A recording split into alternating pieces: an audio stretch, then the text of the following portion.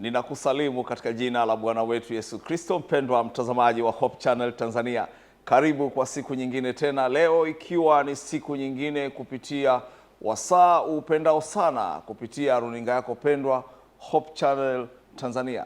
Ni wasaa wa kuweza kubarikiwa na kipindi cha Sauti za Hayawani. Katika siku ya leo tunasalia katika ukanda ule wa bara la Asia, maeneo ambayo tumejifunza wanyama wa aina mbalimbali, tukiuona ukuu wa Mungu kwa njia za ajabu. Mungu ni muumbaji, na ni hakika Mungu ni muumbaji. Siku ya tano ya uumbaji ilikuwa ni ya pekee sana. Siku ya leo tunakwenda kuangazia maisha ya kiumbe mwingine. Anaitwa nani huyu? Huyu anaitwa Agal. Jina lake la kisayansi unaweza ukamwita Ovis Ammon, lakini kwa lugha yetu ya Kiswahili muite kondoo jangwa. Hawa ni kondoo wanaopatikana katika maeneo ya majangwa, kondoo ambao wanaishi katika milima, katika misitu, lakini uhalisia wao ni kuishi katika maeneo ambayo ni aridi, tunasema, au semi aridi, maeneo ambayo yanakuwa jangwa au nusu jangwa. Agal au unaweza ukamwita Ovis Ammon ni aina ya kiumbe mwingine ambaye anawakilisha ukuu wa Mungu kwa namna ya pekee sana. Hawa ni viumbe kwa uhalisia wanapatikana katika upande wa magharibi na mashariki mwa bara la Asia, lakini wakipatikana sana katika safu za milima ya Himalaya, lakini safu za milima ya Tibeti na safu za milima vile vile ya Altai, ambako kote huku wanaonekana wakiwa ni maeneo yao ya kufanyia maisha. Basi kama ilivyo kawaida, ninapokuja na uchambuzi wa wanyama, kwa kawaida tunaangalia kwanza sayansi ya majina, kuweza kumfahamu mnyama katika jina lake uhalisia limetokana na nini. Jina Agal ni neno la Kimongolia ambalo linamaanisha kondoo pori, na hili jina lilikuwa ni la miaka mingi likitumika kwa lugha ya Kimongolia. Kama nilivyokwisha kukwambia, katika ukanda wa bara la Asia, Mongolia ni moja ya nchi inayopatikana kabisa katika maeneo ya kizio cha kaskazini mwa dunia, ikiwa inapakana na nchi ya Urusi kwa upande wa magharibi, lakini vile vile katika upande wa kusini kaskazini ikipakana na bahari, lakini vile vile ni ukanda wa kuelekea kukutana na nchi ya Japan. Basi leo tunakwenda kumwangalia Agal kwa namna ya pekee sana. Kama ilivyo kawaida ya kipindi hiki cha Sauti za Hayawani, jambo letu la kwanza tunaloliangazia ni wewe kuweza kuisikia sauti ya hayawani huyu Agal. Je, ana sauti gani na inamwakilisha Mungu kwa namna gani? Hebu tuisikie sauti yake sasa.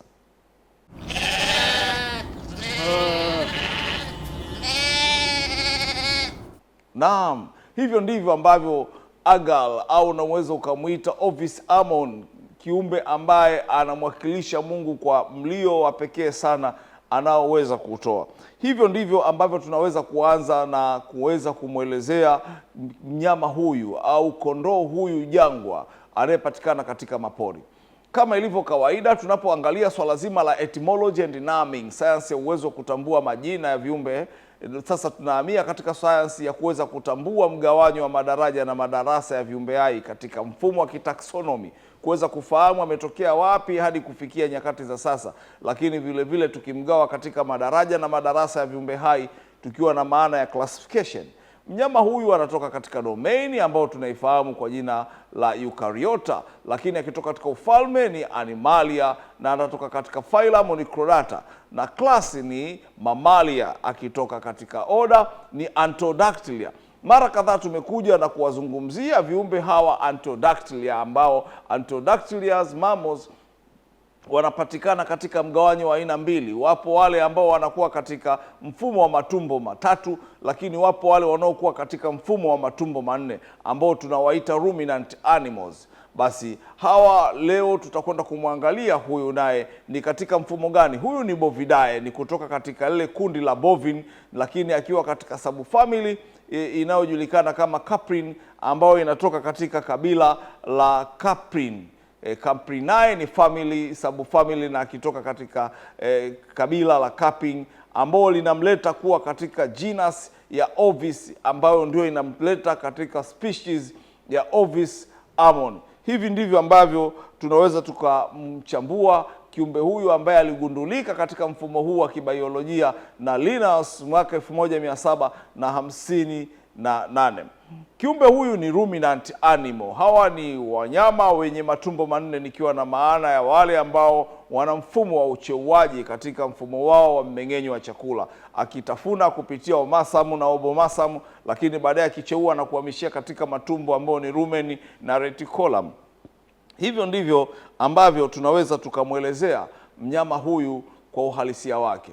Sasa twende tumwangalie mnyama huyu katika muonekano wake, physical structure, maumbile yake yakoje. Hawa ni katika jamii ya kondoo ambao ni wakubwa zaidi, ambao hawawezi kulinganishwa na kondoo wa aina yoyote katika dunia. Agal yeye anaposimama anakuwa na urefu wa sentimita 85 hadi 135, ambao hizi sasa na futi 3 kwa futi 4. Huu ni urefu kuelekea kwenye mabega, lakini vile vile anapimwa urefu katika ulalo kuwa ni sentimita 136 hadi 200, ambazo ni sasa na futi 4 hadi futi 7 urefu wa mlalo, na kichwa chake kinaonekana kuwa ni kirefu kwa kuja juu na akiwa na mkia pia. Kwa majike yenyewe yanaonekana kuwa tu ni sawa na madume. Ina maana hawa ni wale viumbe tunasema sio sexual dimorphism, wale ambao wanakuwa na utofauti katika muonekano. Kwa kawaida uzito wao kwa dume linaweza likaanzia kuwa na uzito wa kilogramu 43 hadi kilogramu 100, ambazo ni sawa na LB 95 hadi 220. Hawa ni kwa aina ambazo wengine wanakwenda kufikia kilo 97 hadi kilo 328, ambazo ni sawa na LB 200 kwa 14 kwa 723. Hivyo ndivyo ambavyo unaweza ukawapima, lakini wapo ambao wamepimwa katika kipimo ambacho kinawaonyesha ndio uzito wa juu zaidi ni kufikia kilo 356, ambazo ni sawa na LB 785. Hivi ndivyo ambavyo wanaweza kupimwa na kuonekana katika uhalisia wa maumbile yao viumbe hawa. Hawa ni aina ya kondoo ambao wana maisha ya pekee sana. Kwa siku ya leo mimi na wewe tunaweza tukajifunza vitu mbalimbali kupitia maisha yao kondoo hawa. Hawa kondoo kwa kawaida kama nilivyokwisha kukwambia wanapatikana katika ukanda huo, lakini vile vile katikati mwa Kazakhstan na upande wa mashariki mwa Shan, ambao hii ni jimbo kutoka kule China, lakini katika milima ya Altai ambako pia wanapatikana katika upande wa kaskazini mwa milima ya Himalaya. Hawa ni kondoo ambao wanachukua eneo kubwa sana la mraba, ambapo ni sawasawa na mita 300 hadi mita 5800, ambazo wenyewe hulichukua kama eneo lao la kujitafutia chakula. Hawa ni viumbe ambao wana mambo mengi. Siku ya leo mimi naweza na wewe tukajifunza kupitia uhalisia wa maisha ya viumbe hawa. Viumbe hawa wanaishi katika makundi ambayo yanakuwa ni tofauti kidogo. Hawa ni social creatures, na pamoja na kwamba wao ni social creatures, lakini wamebadilika kuwa katika makundi tofauti. Wanaishi kulingana na jinsia, majike yakijitenga na madume, na wakikutana katika msimu tu wa breeding season, yani msimu wa joto, ambapo wanakutana kwa ajili ya uzazi.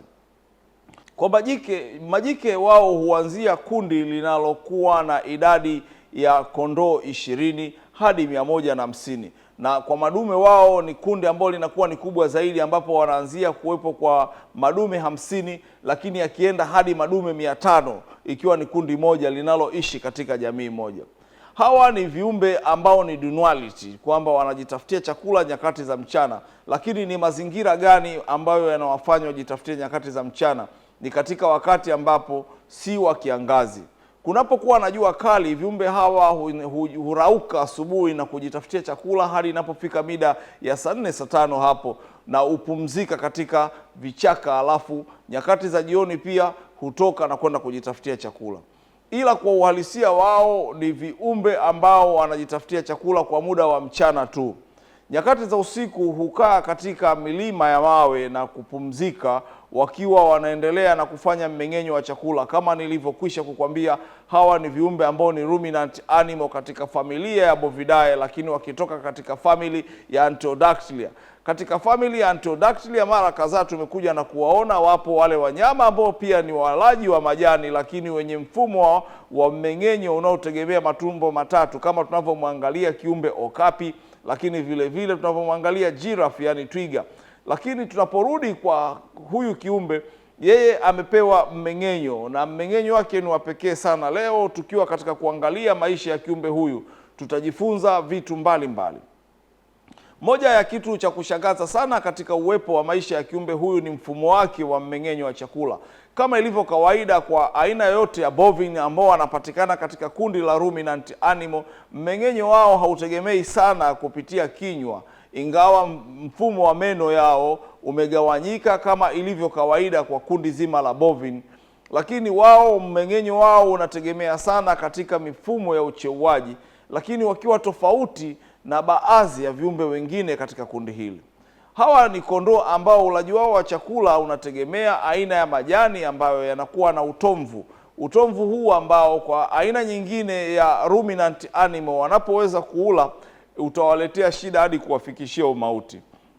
Nikataka kujua ni kitu gani kinasababisha kondoo hawa wanakuwa na uwezo wa kufanya mmeng'enyo wa aina hiyo ya pekee kupitia miti yenye utomvu, ambao huu utomvu kwa viumbe wengine inakuwa ni venom, ni sumu inayoweza kuwasababishia wao kushindwa kufanya mmeng'enyo wao kwa uzuri.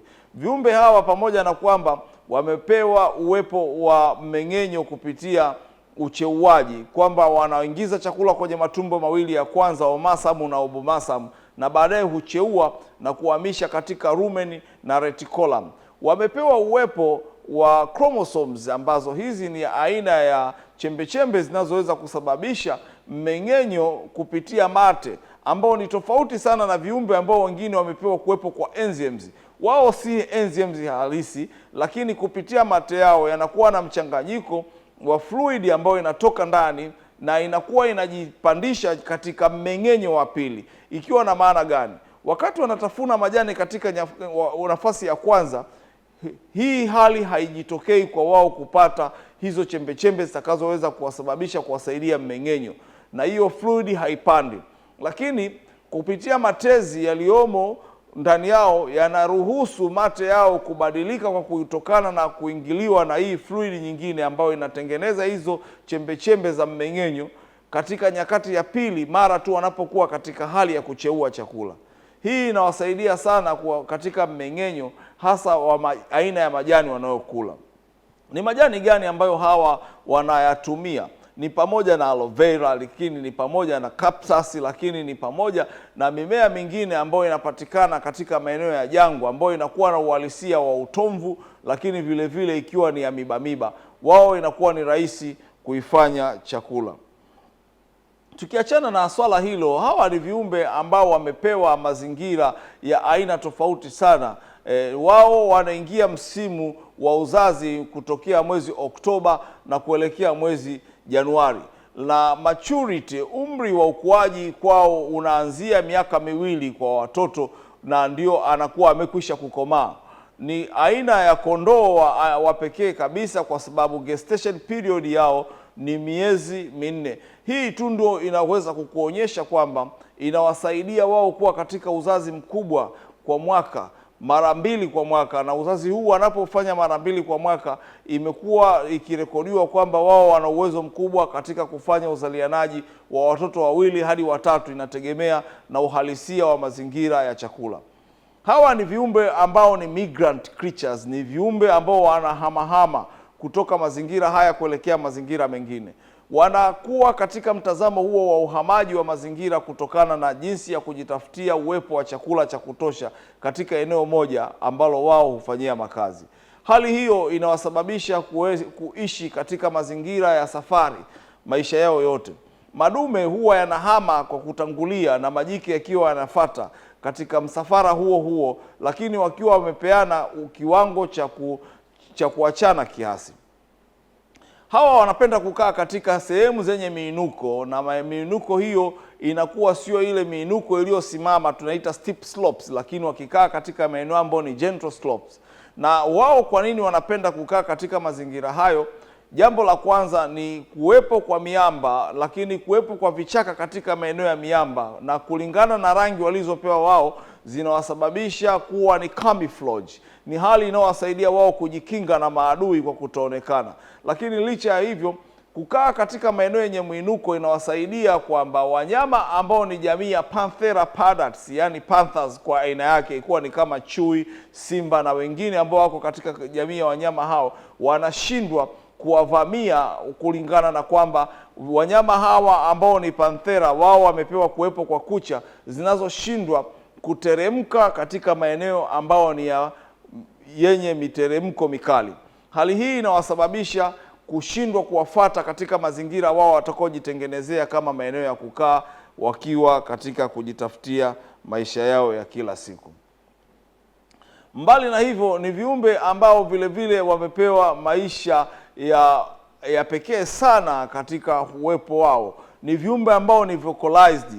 Wao huwa na milio ya aina tofauti tofauti. Wana milio ya kuashiria hatari, wana milio ambayo majike huitoa nyakati za msimu wa joto la uzazi ili madume waweze kuwasikia, lakini wana milio wanaoitoa hasa wanapokuwa katika mazingira ambayo yana uhakika wa chakula cha kutosha, ikiwa ni ishara ya kuitana kwamba eneo hili ni eneo lenye chakula cha kutosha. Mbali na hivyo, ni viumbe ambao wamepewa uoni ambao sio mkubwa sana kulingana na uhalisia wa maisha yao. Wao wanaona mita 30 tu, na wana uwezo wa kusafiri kwa safari moja umbali wa kilomita 60 kwa lisaa, wakiwa kama ni katika mazingira ambayo ni ya wazi katika plainland. Lakini wanapokuwa katika sehemu zenye vichaka na miinuko, wana uwezo wa kusafiri kilomita 45 kwa saa kwa kutembea. Hawa ni viumbe ambao wamejikuta katika maisha ya kuhamahama, si tu kwa ajili ya kujitafutia chakula, lakini nyakati nyingine ni kujikwepesha na maadui. Wapo maadui wengi ambao wanawadhuru wanyama hawa kulingana na uhalisia wa maisha yao, mmojawapo wakiwa ni baadhi ya wanyama katika kundi la Panthera kama nilivyokwisha kukwambia, ikiwa ni panther kwa aina yake, wawe chui, simba. Lakini wapo jamii nyingine ya wanyama ambao ni hatari pia kwao, ikiwa ni pamoja na dubu. Lakini poaching, wanadamu wenyewe katika mambo ya poaching, kuwawinda wanyama hawa ni jambo ambalo linakuwa ni hatari kwao na kuwasababisha wahame. Wanyama hawa wana faida nyingi katika maisha ya wanadamu, licha tu ya nyama yao kuwa ni sahihi kwa wanadamu kula, lakini vile vile ngozi zao zinatumika kwa shughuli mbalimbali, ikiwa ni kutengeneza furniture, kutengeneza mavazi, lakini accessories, vitu mbalimbali.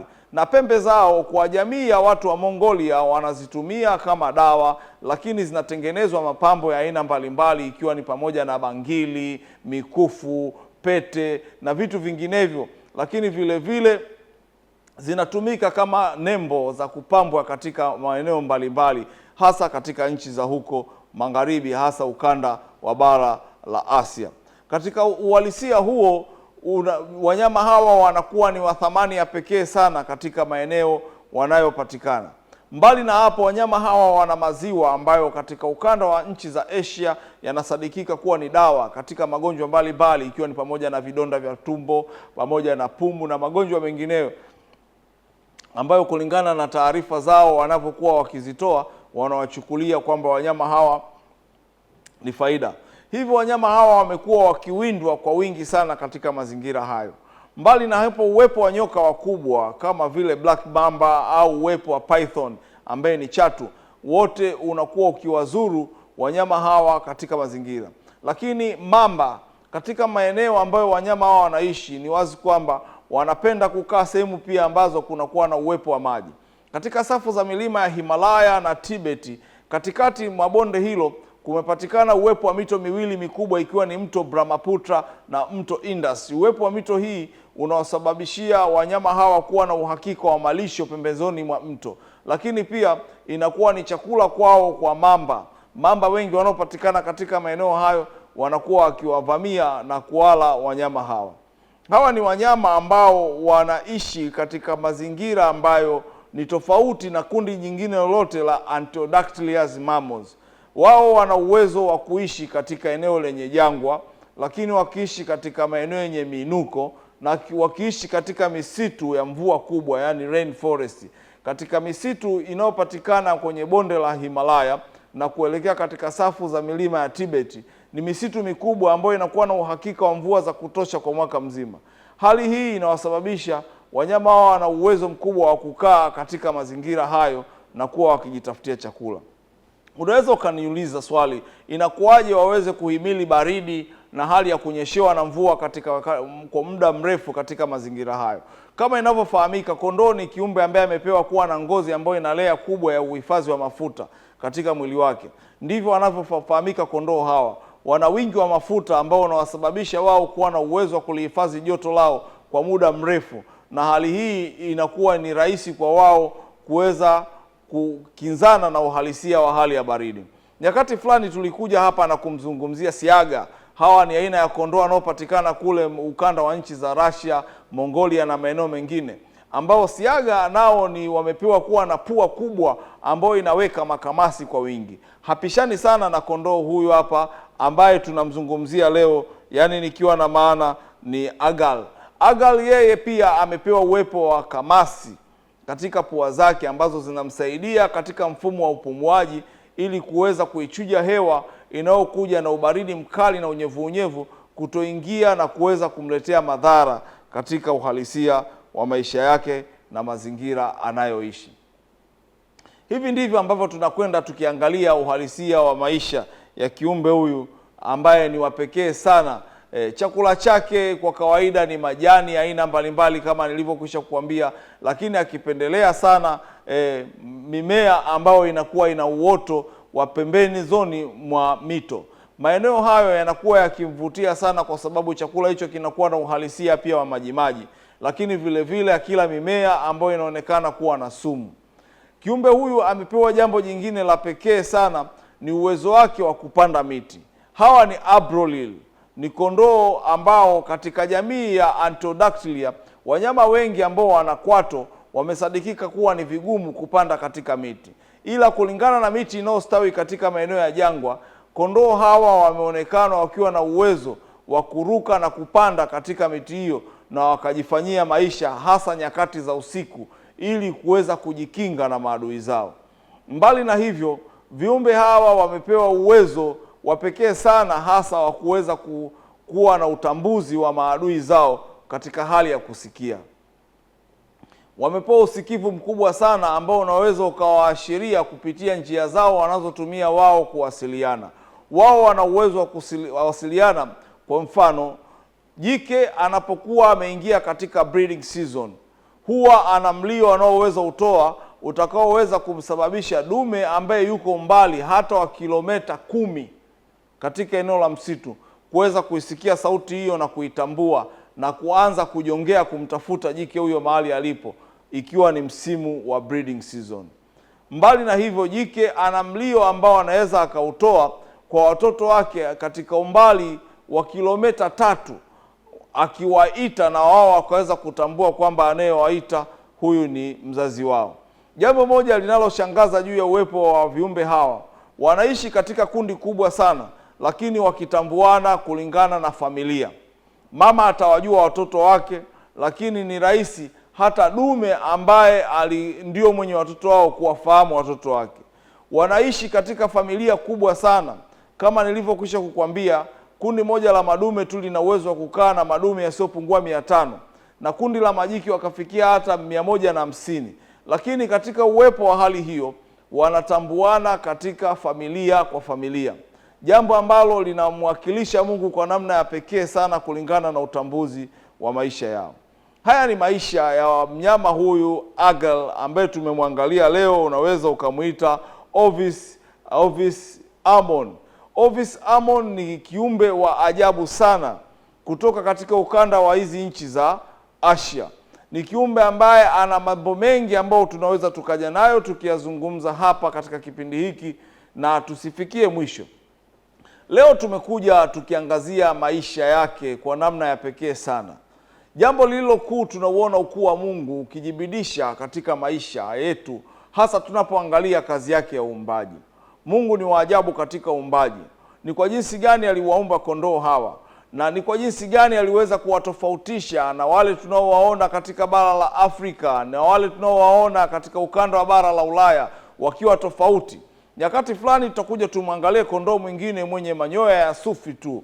Kondoo huyu ngozi yake pia hutengenezwa kwa kuchukuliwa kwa kutengenezea mavazi kama majaketi kulingana na urefu wa manyoya yaliyopo, na manyoya haya kitaalamu yanamsaidia katika kuweza kujikinga na baridi, lakini hawafikii manyoya yanayopatikana katika kondoo wale wasufu.